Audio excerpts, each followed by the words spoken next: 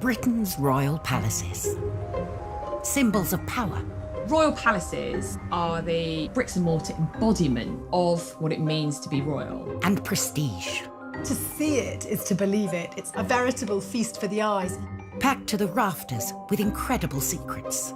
From royal courtships to royal births to royal marriages and scandals, the palaces have played host to all of that. In this series, we step beyond the Golden Gates. We all want to see inside the palace walls. You feel as if you were being let into a secret world. Learn how these stunning buildings were constructed. This is a mad, eclectic vision of one man. Windsor was built to do battle. It's best not to get locked in one. You don't know when somebody's going to come and let you out. Unveil their spectacular artworks. The royal collection is simply stunning. The story of the tiara is like a spy mystery. We can only imagine how excited the Queen must have been. Delve into their gruesome histories. Frankly, if you're going to cut the head off a king, it's got to be done in a palace. And revisit recent events that have shaped the modern royal family. I could see that his legs were trapped. Camilla was one of the most unpopular women in the country. To see those images of the castle in flames, there was an emotional impact for the nation. This is The Secrets of the Royal Palaces. This time, at Highgrove, Charles risks everything for Camilla. We reveal his secret plan to win over Queen and country. Camilla was one of the most unpopular women in the country. Inside Holyrood, the true story of Mary, Queen of Scots. The poetry, the plays, the films that have been made about her extraordinary life is personified in that preserved Northwest Tower. At Hampton Court, we uncover a fake painting that could be worth a king's ransom. What if the Queen's copy was not worthless, it's actually worth in excess of £50 million? We witness a bizarre outbreak of violence at St. James's Palace. Then there came this blood-curdling cry from his rooms. He shouted to his page, "I am being murdered!" The question was, who did it? And Prince George's moment of mayhem.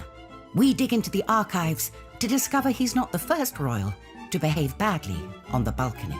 History was repeating itself, and it was around 30 years before that Harry was seen on the balcony doing exactly the same thing to his cousin, Princess Beatrice.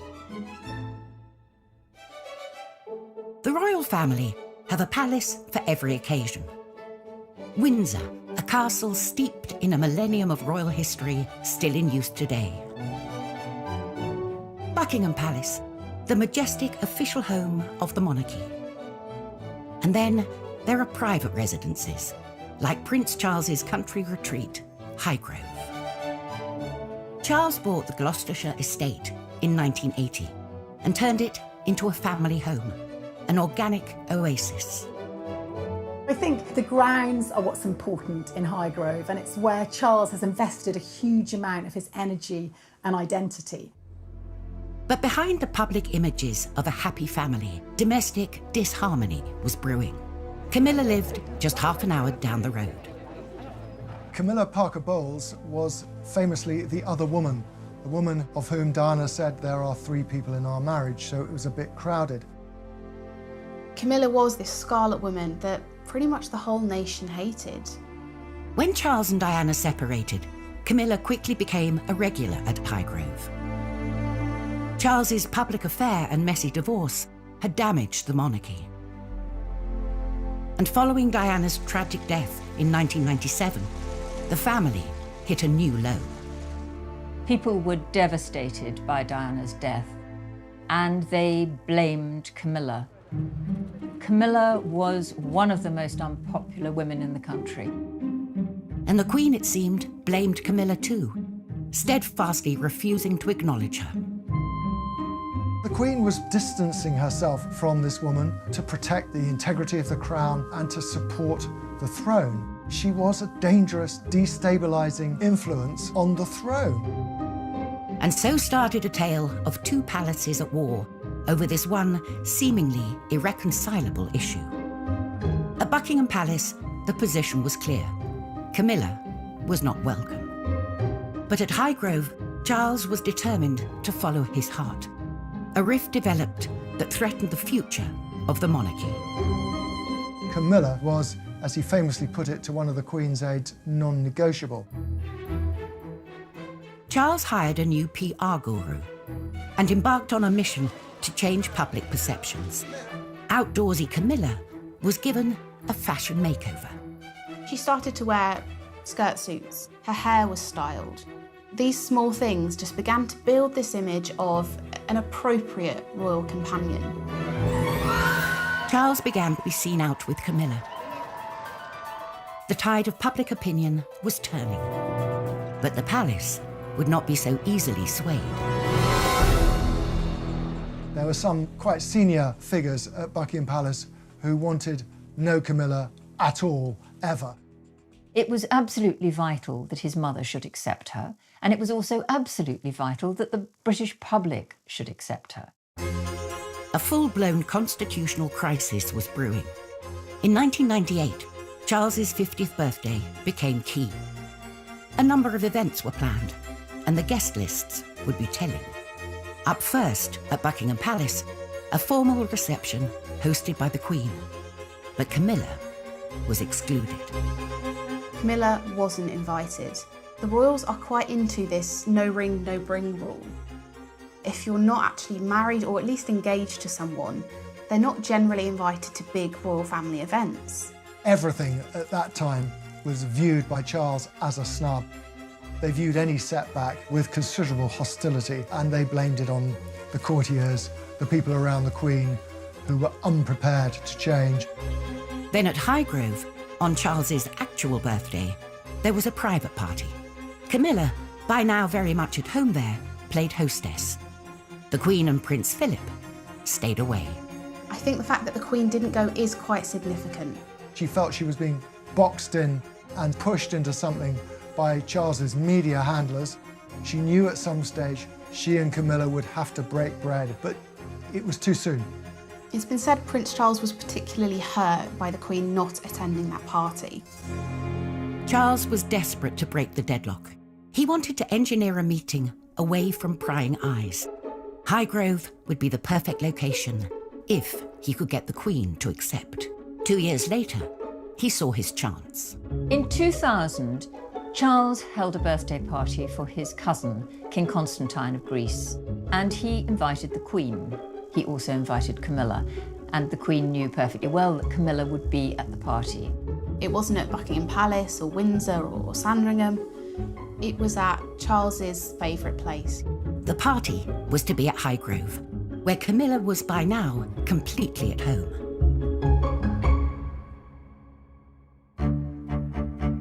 Buckingham Palace is known as the home of royal pomp, pageantry and diplomacy. 400 miles away, its Scottish counterpart is not windswept Edinburgh Castle, but the Palace of Holyrood House. And it serves an important ceremonial role to this day.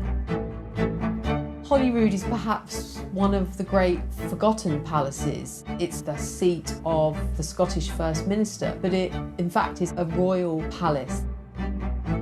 Each summer, the Queen's official residence in Scotland becomes the focus of a traditional royal festival. For 1 week every year, the Queen goes to Scotland, and it's called Royal Week. She bases herself in the Palace of Holyrood House, and she loves that week. And I think the people of Scotland love seeing her. This celebration of Scottish and royal culture includes a ceremony in which the Queen is given the key to the city of Edinburgh.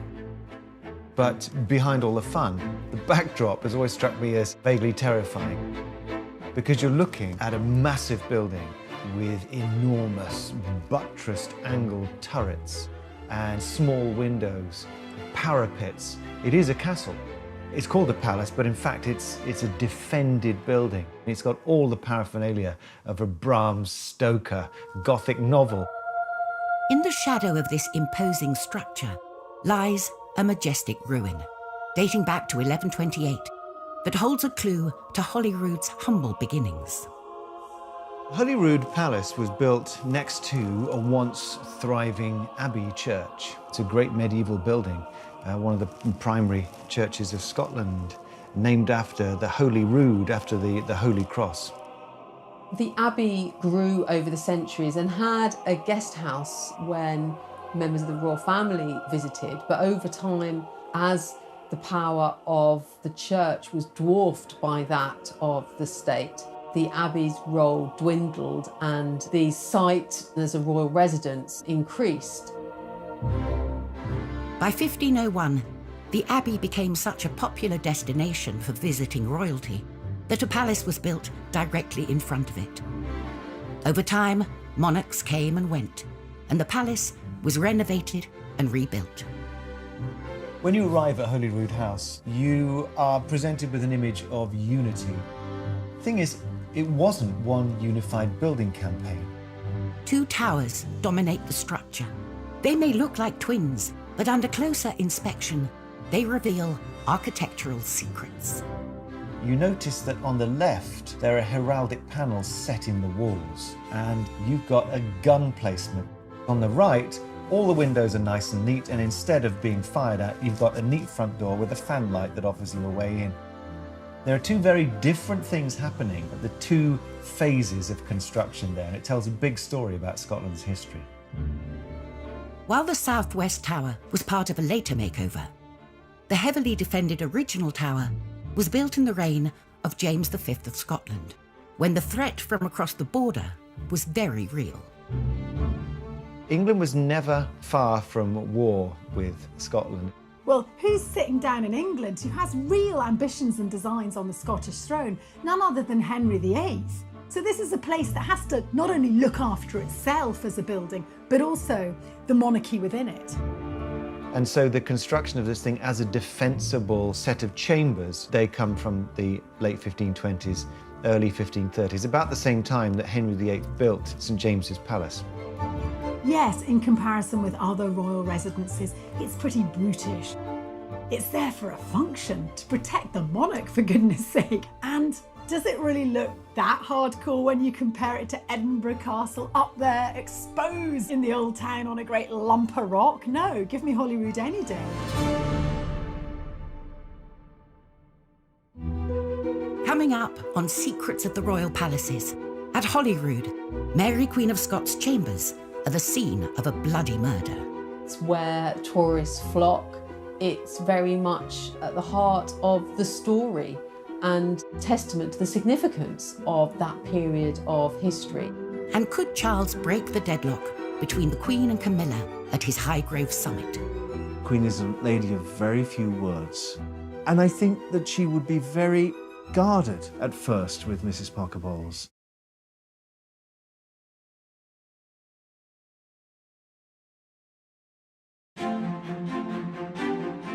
Britain's famous royal palaces bring in almost 3 million visitors from across the globe each year. Along with favourites, Buckingham Palace and Windsor Castle, Holyrood in Edinburgh is among the most popular royal palaces. Holyrood House, the Queen's official residence in Scotland, has one of the bloodiest histories of all palaces, and that was because of the reign of Mary Queen of Scots. The oldest part of the palace is the 16th century Northwest Tower. Here, up a narrow winding staircase, are chambers that still hold Mary's secrets. Mary Queen of Scots is one of the most infamous Scottish figures and probably the most famous Scottish queen. The poetry, the operas, the plays, the films that have been made about her extraordinary life, but it's sort of personified in that preserved Northwest Tower. Original features, like the ornate oak ceiling, survive from Mary's torrid time here. Now, Mary Queen of Scots, she really chose some of the worst husbands in royal history, and I know there's competition, but she chose some baddies. Following the death of her first husband, the young King of France, Mary married Lord Darnley and fell pregnant. But Darnley was not to be trusted. Lord Darnley, almost as soon as he married her, started turning against her, plotting against her, and really trying to seize power from her. One of the defining moments of her reign is this cold-blooded murder, instigated by her husband, Darnley. 8 p.m, Saturday the 9th of March, 1566. Mary was dining in her chambers with her ladies and her private secretary and great favourite, David Rizzio. You know, she was heavily pregnant. Then suddenly, Darnley and loads of Scottish lords break into Mary's room and they seize Rizzio. Mary, she's terrified. She's 6 months pregnant, one man weighs a gun at her pregnant stomach. Darnley and the lords are jealous of Rizzio. They drag him away from Mary. In front of her eyes, he's murdered by not just 1 or 2, but 56 stab wounds, dragged across, I think, the bedchamber floor, tossed down the stairs. It was a red herring, the whole Rizzio thing. It was Mary they wanted. The lords wanted to take Mary prisoner and steal power and put her baby on the throne. Mary is under arrest. Her beautiful palace of Holyrood that she has loved and decorated with her tapestries and all her furniture, it is now her prison. Eventually, Darnley relented and helped Mary escape. A year later, Darnley himself was murdered. For tragic Mary, there was to be one final doomed marriage at Holyrood, but no happy ending. She was deposed and she fled into England in the hope that Elizabeth would help her. Instead, she was imprisoned for 19 years and finally executed. The Tower has been preserved, and the Tower is very much synonymous with Mary, Queen of Scots, and indeed that tragic murder. And in many ways, it's this iconic site in Scottish royal history. To this day, they sort of invite you to look for the bloodstains. It's almost like a badge of honour that this castle lived. It was a proper castle that earned its stripes where blood was shed. Holyrood Palace is not the only royal residence with a history of marital problems. At Highgrove, Prince Charles had invited his mother to a birthday party for King Constantine of Greece, and Camilla would be there, not just as a guest, but effectively as hostess. The Queen was going to find it very difficult to decline an invitation to King Constantine's party, and that meant she'd had to go literally step inside Highgrove, which by then was very much Camilla's domain. As 100 discreet VIP guests arrived at the Orchard House Highgrove for an organic barbecue lunch, the stage was set for this make-or-break summit. The Queen and Camilla had not spoken for many years. Even those in the know couldn't predict quite how the Queen would react. I think the meeting with the Queen and Camilla for the first time would have been very formal. The Queen watches very closely. The Queen is a lady of very few words. And I think that she would be very guarded at first with Mrs. Parker Bowles. I believe that they shook hands. Camilla curtsied. They had a brief chit-chat together, and then they went their separate ways to different tables at the lunch. Though secretive, the Highgrove meeting was clearly a success. What they talked about, what happened, we don't know very much, but it was a significant moment in that whole campaign to make Mrs. Parker Bowles, as she still then was, acceptable to the public and ultimately a potential bride for the Prince of Wales. From that moment on, Camilla began to be seen at royal events. In the Royal Box, Buckingham Palace, at Balmoral and Sandringham. Prince Charles's strategy had worked. They appreciate her in a way for the stability she's brought Charles, the calmness. So much so that after a civil ceremony in 2005, their marriage was blessed in St. George's Chapel, Windsor, with the Queen and Prince Philip in attendance. Camilla has been hugely important to him for many, many years, and he relies quite heavily upon her. She's a strong woman, and she gives him confidence. 2 months later, Camilla hit the royal big time, with her first ever appearance on the famous Buckingham Palace balcony. And at last, the tale of two palaces was over, and harmony was restored in the House of Windsor. These days, nearby Kensington Palace is a model of gentility and decorum. But during the reign of William of Orange and Mary II, it gained a surprising reputation as a debauched and downright dirty party palace. Crowned in 1689, William and Mary wanted a home outside polluted London. So off they went to Kensington, which was then a lovely country village. And they bought Kensington House to turn into a palace. And that meant receptions, that meant dinners, and that meant balls. Balls were huge occasions, 600 people would turn up, and no one did washing in the 17th century, early 18th century. It was seen as bad for the body. So no one washed themselves, no one washed their clothes, and worst of all, there were actually no official loos. So what you actually see are people, when they go to the ball, just relieving themselves in corners. If there's a bucket, all the better, but if there's no bucket, just go to the loo. And, actually you couldn't see. So, if you're a lady in one of those great big dresses, she can just be standing there and you wouldn't realise that she's a weed on the floor. So William and Mary moved from disgusting, polluted London, and now they managed to pollute Kensington with the smell of everyone weeing at the balls. And so there were signs put up saying, no pissing, to tell people, hold it in or find somewhere else to go. Do not go in the corner of the ballroom. One of the finest art collections of all the palaces is at Hampton Court and was curated and purchased by Charles I. Charles had an incredible love of the arts. That had been really instilled in him by his father, James I. He saw the power of having a prestigious art collection, how it could project this image of the monarchy as supremely cultured and powerful. It was Charles who invested in the Renaissance and Baroque masterpieces that hang pride of place on palace walls today. In 1629, Charles added substantially to the collection when he spent £18,000, a huge amount of money, on 400 works of art from the Italian Gonzaga family collection. 8 years later, he bought another prestigious piece, The Calling of Saints Peter and Andrew by maverick Italian painter Caravaggio. The painting shows Jesus as he meets the future apostles Peter and Andrew while they're still fishermen. It's got those dramatic effects of light and shade, but also this is the moment of greatest psychological tension as the brothers are just about to decide to leave their life behind, drop their nets, and follow Jesus. Not long after Charles acquired the painting, rumours began to circulate, questioning its authenticity.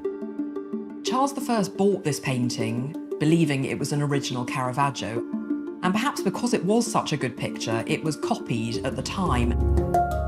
There are only 50 paintings surviving by Caravaggio, so for this to have been an original, it really wasn't felt that that was the case. The picture was dramatically demoted, and it was now thought to be one of those copies, and that view prevailed for about 350 years. For centuries, the picture lay hidden in a dusty storeroom in Hampton Court Palace.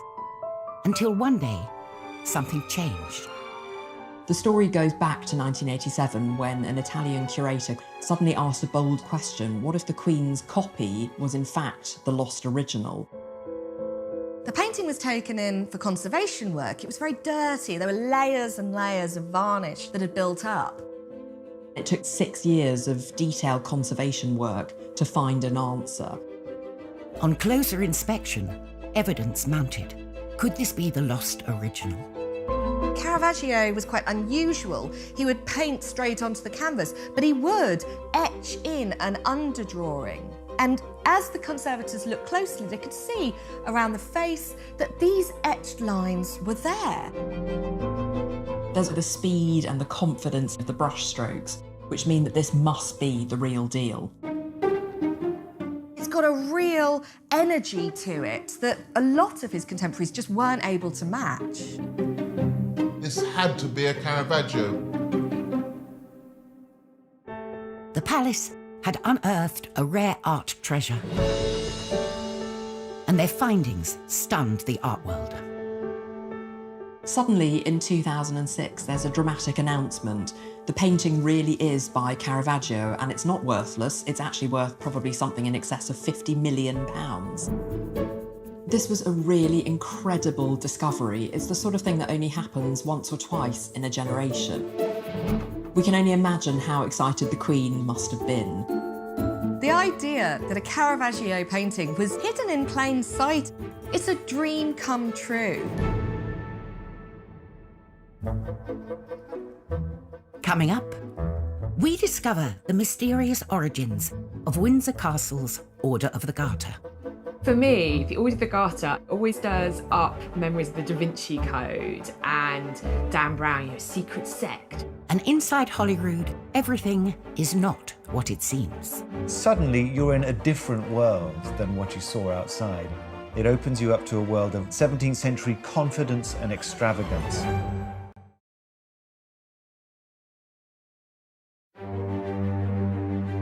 In Edinburgh, the Palace of Holyrood House has all the formidable features of a mighty fortress. But step inside, and it's full of surprises. Suddenly, you're in a different world than what you saw outside. You go up an open well staircase. It's got light streaming into the middle of it from not one, but 2 tiers of windows. The white walls bounce the light around. The great plaster ceilings above you create a sense of looking up into the heavens. And the walls are lined with 16th and 17th century tapestries. They're rare and expensive things, and they tell you that you are past the point of defense. You have entered into the protected realm. It's a beautiful 17th century ensemble of rooms, as good as anywhere in Britain. These opulent interiors were born out of a period of great turmoil. Holyrood had been gutted by an occupying Republican army, led by one Oliver Cromwell. We know that Oliver Cromwell billets his men there and doesn't really treat it with due respect. For crying out loud, this guy's a Republican. It's all about the barrel of the gun and the good word of the Lord. And he's not about the sort of flash symbols of monarchy, far from it. When the monarchy was restored, new King Charles II wanted to make a statement with a bold reinvention of Holyrood, hiring renowned classical architect Sir William Bruce. It was he who complemented the old tower with its symmetrical counterpart. And behind that, he set out a courtyard around which was a succession of state rooms. You start off at the top of the stairs with a presence chamber and then go through to a privy chamber of increasing richness. And the privy chamber holds yet more scandalous surprises. There are works of art from some Dutch masters. And you'll see things like naked bathers by a Dutch artist called Jacob de Vet. This is so racy that Queen Victoria couldn't see it, so it was covered with a mirror glass when she visited in the middle of the 19th century. Charles II, just like his father, understood the power and prestige that art can convey. The most striking room in his redesigned palace is the 44-metre-long Great Gallery, lined with portraits of real and legendary kings of Scotland. Holyrood is obviously the place where great important visitors are hosted, great state occasions are held. Each year, the Queen returns to host world leaders, bestow honours and meet members of the public, ensuring that this historic setting remains very much a part of the monarchy today. Another royal residence that retains an important ceremonial role is St James's Palace in London. It's here that the next king will be proclaimed. And St James's Palace has seen some of the most remarkable events in royal history. St James's Palace, a beautiful palace, the home of kings. But in 1810, it was the scene of a bloody murder. Ernest, Duke of Cumberland, son and potential heir of George III, became embroiled, along with his servants Joseph Sellis and Cornelius Neil, in a bizarre outbreak of violence one night at the palace. May 1810, the Duke of Cumberland was asleep. And then there came this blood-curdling cry from his rooms. He shouted to his page, "Neil, I am being murdered!" Cornelius Neil, his valet, rushes in and tries to work out what's happened. And he saw that the Duke, he's had his head split open. Someone had hit him over the head with his own sabre, but they'd used the blunt part of the blade, so it hadn't killed him, but he'd just been sort of knocked out, his head was split open. And the question was, who did it? And they're looking for the Duke's valet, Celis, and he's not there. But his slippers are found in the Duke's cupboard. And then they find Celis in his room, and his throat is slashed, he's pouring with blood. He's dead on the floor. Who killed him? An investigation was launched into what had occurred. There were an awful lot of attempts at slurring, at blackening Celis's character. The official conclusion was that Celis had attacked the Duke and then killed himself. But the suggestion that the Duke had been involved in a murder, in a homosexual love triangle, in the killing of his own valet, that would taint him and would dog him for the rest of his life.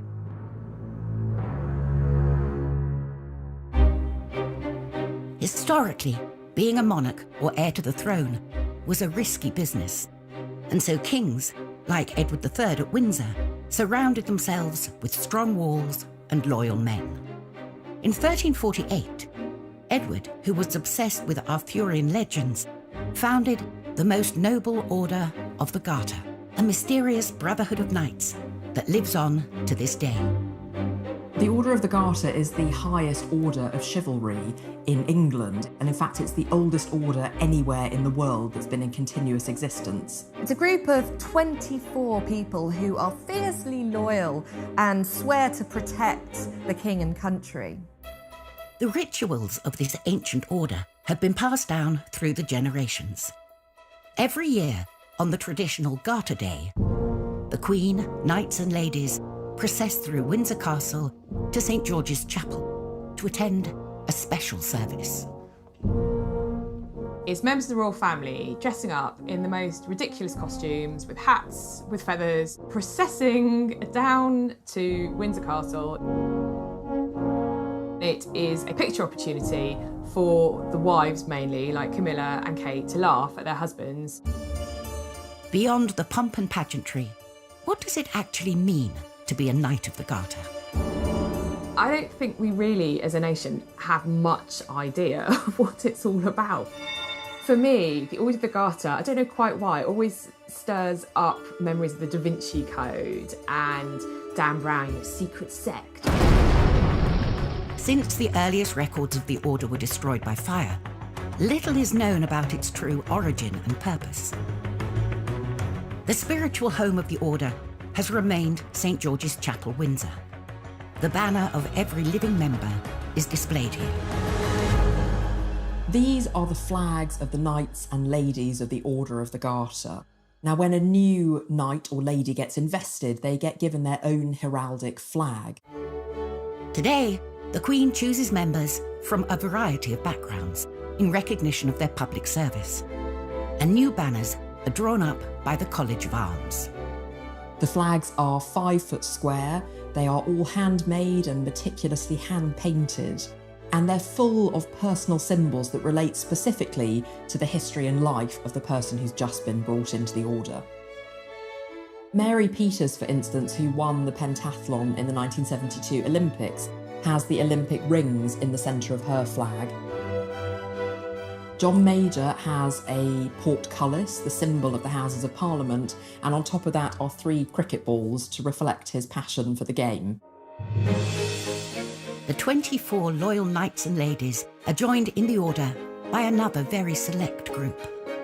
Some members of the royal family act as extra members, and the Queen Mother was one of those. The royal standard of Queen Elizabeth, the Queen Mother, combines the royal standard of her husband, King George VI, with her own family coat of arms, the Bowes Lions. So she has lions represented, but also 3 bows. The Queen Mother's standard hung in the chapel for 66 years. Upon her death, it was taken down to make way for a new member.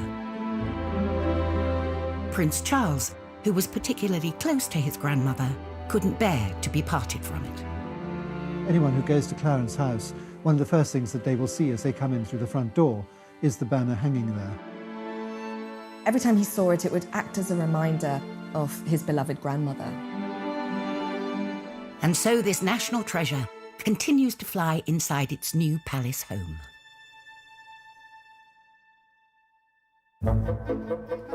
Still to come, we discover a disturbing royal grave robbery at St George's Chapel, Windsor. If you thought that the only tomb raider out there was Lara Croft, well, there's another one, and that was the Prince Regent, future King George IV. And we catch royal kids behaving badly at Buckingham Palace. George starts belting out his best rendition of God Save the Queen. Suddenly Savannah realises, gosh, we're royals, we shouldn't be doing this.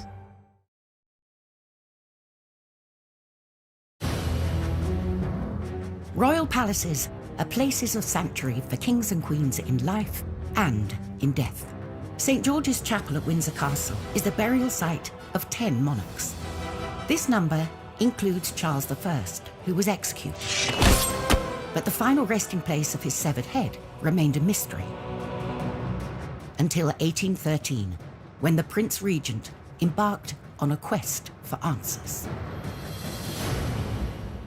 If you thought that the only tomb raider out there was Lara Croft, well, there's another one, and that was the Prince Regent, future King George IV. The Prince Regent had become obsessed by Charles I, executed in 1649. Was Charles I's head attached or not? Had it been sewn back on? And this question became the equivalent of that crossword clue you just can't solve. So the Prince Regent asks the royal physician, Henry Halford, to go down into the royal vault in St George's Chapel, Windsor, and look at the grave of Charles I. Together, they ventured down to the crypt to look for the body. Henry Halford opens the coffin and finds the body of Charles I wrapped in cloth and smeared with some greasy, unctuous matter. He takes the cloth off the body and says that actually the head still remains. It is blackened and the nose has lost its cartilage. But he says this is definitely Charles I because it looks just like Charles I in the bust. And then he gets out the head and he holds it up and he can tell, he says, that it's been sawn off by a big blow. And that solves the question for the Prince Regent. Charles I's head was buried with him. And you'd think, now, poor Charles I can be put back to bed and really rest in peace at Windsor Castle at St George's Chapel for the rest of the days. But no, Henry Halford has found this all rather thrilling and decides to take a souvenir for himself. So he takes the fourth vertebra of Charles I's neck, puts it in his pocket and saves it, and he passes it round at dinner parties. So thanks to the Prince Regent's crazy obsession with whether or not Charles I's head was on or off, St George's Chapel at Windsor Castle becomes the scene of a royal grave robbery. The fate of Charles I at the hands of Parliament is a stark reminder that the monarchy depends upon the will of the people. Today's royal family is more focused than ever on allowing the public into their palaces and their lives. The Queen has always said they must be seen to be believed, and that is the central point of her ethos for the monarchy. They must be seen in public. At Buckingham Palace, there's the perfect platform to do just that. Since the reign of Queen Victoria, the balcony at Buckingham Palace has been the stage for iconic royal appearances. The Queen's coronation, and more recently, William and Kate stealing a kiss on their wedding day. Not only is it a symbol of the British monarchy, it's kind of become a symbol for Great Britain itself. Such is the significance of this hallowed platform, even palace insiders are in awe of it. I've actually been in the room where the balcony is. I remember finding it quite daunting, thinking how many royals have come into this room and walked onto that balcony. I will assure everyone that I did resist from kind of doing the kind of little wave when I was at the window, even though I wanted to. Being up on such a stage is the ultimate test for any royal, especially the younger generations. Of course, the balcony had one of the shots of William and Kate's wedding, and I'm not talking about the kiss. It was the lovely little bridesmaid who looked really cheesed off with her head in her hands at having to stand out on that balcony for so long. June 2018, on the Queen's official birthday, thousands lined the Mall to see the trooping of the colour and to catch a glimpse of the royals on the balcony. It's one of the few times each year that the whole royal family can get together. You know, more than 40 people at times. The Queen with her children, her grandchildren, and even her great-grandchildren. They play the national anthem to appreciate the monarch, essentially. Of course, the crowds will sing along, but the royals, they don't. They stand to attention and respect the anthem. At the front of the balcony, Prince George was next to his older cousin, Savannah Phillips. The royals are being very stoic when suddenly Savannah starts conducting the band.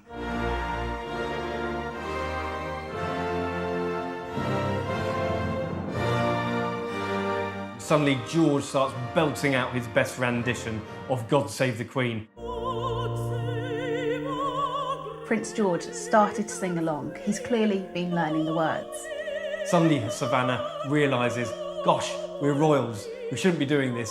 She knew that actually the royals don't sing along. Those images go round the world. It's what the royal photographers are looking for because it's something different and it's something relatable. George and Savannah's antics may seem like a one-off, but a deep dive into the archives reveals that they were following in some famous footsteps. Well, the funny thing about this is that history was repeating itself, and it was around 30 years before that Harry was seen on the balcony doing exactly the same thing to his cousin, Princess Beatrice. You know, Harry was a joker, and still is, and younger children like Beatrice and others are the same. I think it's what children do. The following year, George and Savannah were separated, and I think that's probably the parents having a quiet agreement beforehand that maybe we don't want to take any of the focus away from the Queen. I think what's lovely about this scene is that these children are brought up around the Queen and princes living in palaces and castles, but there's actually a childhood innocence about them. It doesn't matter if you're a future king, you can still get bossed around by your cousins. It became one of these iconic royal moments that will live long in the memory. Next time on Secrets of the Royal Palaces, we reveal what lurks behind the walls of St. James's Palace. When a new king or queen is proclaimed, that's where it'll happen. At Balmoral, we delve into the Queen's role in the Scottish referendum, when she made a seemingly innocent remark. They knew it was intended to be overheard. And at Windsor, the shocking secrets revealed in Queen Victoria's diaries. She was a passionate woman. She enjoyed sex. You can see that next week at 8. Fancy a crack at building your own Highgrove? Pick up some pointers with George Clark's Build a New Life in the Country, Monday morning from 11:15. Just what did the Queen's sister get up to on her Caribbean bolt hole? Princess Margaret, Queen of Mystique, is brand new next.